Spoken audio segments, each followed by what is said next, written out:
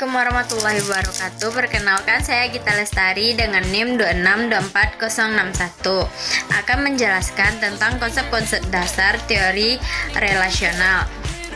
Teori relasional dalam konseling karir menekankan pentingnya hubungan interpersonal dalam proses pengambilan keputusan dan perkembangan profesional individu.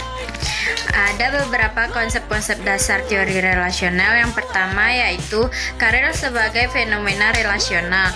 Karir dipandang sebagai hasil dari interaksi sosial dan konteks budaya, bukan hanya sebagai pencapaian individu. Yang kedua, interdependensi masalah personal dan karir masalah pribadi dan isu-isu emosional seringkali saling berkaitan dengan keputusan karir. Konseling karir yang efektif harus mempertimbangkan kedua aspek ini secara bersamaan. Yang ketiga, peran konselor sebagai fasilitator berfungsi sebagai fasilitator yang membantu klien menjelajahi dan memahami hubungan mereka dengan orang lain. Yang keempat yaitu kekuatan dukungan sosial dalam pengambilan keputusan. Dukungan sosial dalam keluarga, teman, dan kolege memainkan peran penting dalam proses pengambilan keputusan karir. Yang kelima, pemahaman konteks sosial dan budaya. Selanjutnya yaitu karakteristik teori relasional.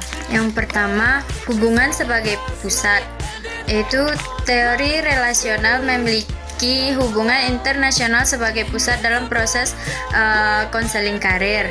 Yang kedua, konteks sosial budaya. Teori ini mempertimbangkan konteks sosial dan budaya yang membantu pengalaman kerja individu.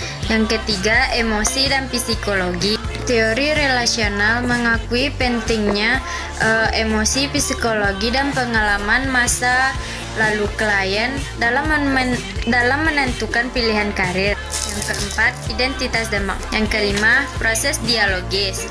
Selanjutnya saya akan menjelaskan tentang kekuatannya, yaitu yang pertama, menekankan aspek hubungan, yaitu teori relasional menekankan bahwa karir seseorang tidak hanya dipengaruhi oleh faktor internasional seperti minat dan kemampuan. Yang kedua, meningkatkan pemahaman. Dengan memahami bagaimana hubungan mempengaruhi pilihan karir individu dalam membuat keputusan yang lebih sesuai dengan nilai-nilai dan tujuan mereka. Yang ketiga, mendorong keterlibatan, yaitu teori relasional mendorong konselor untuk terlibat aktif dalam proses konseling. Yang keempat, menantang perspektif klasik yang cenderung memandang karir sebagai pilihan individu yang terpisah dari konteks sosial. Selanjutnya, materi yang akan disampaikan oleh rekan saya. Baiklah, saya akan melanjutkan penyampaian materi selanjutnya, yaitu kelemahan teori relasional. Yang pertama, kesulitan aplikasi. Implementasi teori relasional dalam konseling karir bisa sulit, terutama dalam konteks yang lebih formal atau dengan klien yang memiliki resistensi terhadap keterlibatan pribadi.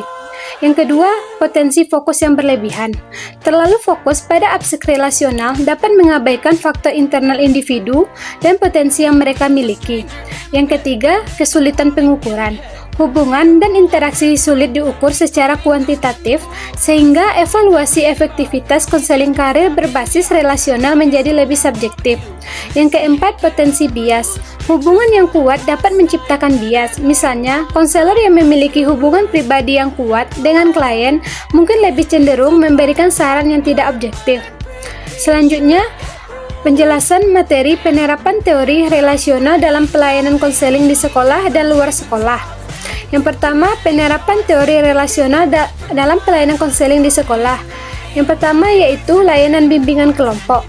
Program ini dapat melibatkan kegiatan diskusi kelompok, berbagi pengalaman, dan latihan keterampilan sosial untuk meningkatkan rasa memiliki dan dukungan sosial di antara siswa. Yang kedua, konsultasi individual.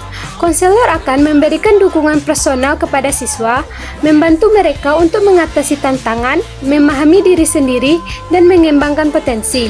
Yang ketiga, kegiatan pengembangan diri.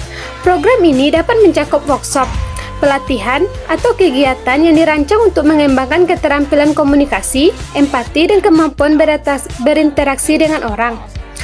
Selanjutnya, penerapan teori relasional dalam program konseling luar sekolah. Yang pertama yaitu program konseling komunitas. Program ini dapat melibatkan konseling yang ditawarkan kepada masyarakat seperti keluarga, teman, atau kelompok sosial untuk meningkatkan pemahaman tentang isu-isu sosial dan kesehatan mental. Yang kedua yaitu konseling online. Konseling yang dilakukan melalui media digital dapat menjadi alternatif yang nyaman dan mudah diakses. Kemungkinan konselor untuk membangun hubungan dengan klien secara online. Yang ketiga yaitu program dukungan sosial. Program ini dapat melibatkan pembentukan kelompok dukungan, forum diskusi, atau layanan bantuan yang memberikan dukungan sosial dan emosional kepada individu yang membutuhkan. Sekian penjelasan materi dari saya ucapkan terima kasih.